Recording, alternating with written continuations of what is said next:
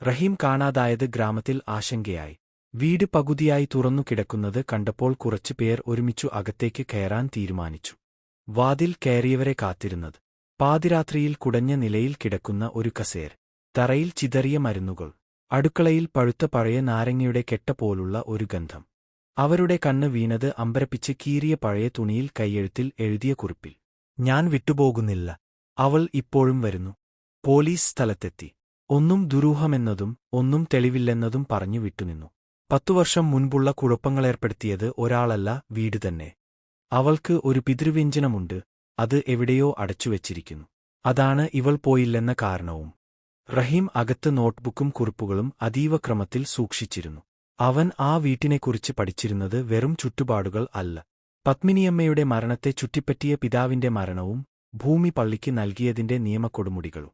ഒരു കുറിപ്പിൽ അയാൾ എഴുതിയിരുന്നു, പത്മിനിയമ്മയുടെ ചെറുപ്പത്തിൽ ഉണ്ടായിരുന്ന അവളുടേതല്ലാത്ത ശബ്ദം അപ്പോൾ തുടങ്ങുകയായിരുന്നുവെന്ന് അയൽവാസികൾ പറഞ്ഞിരുന്നു.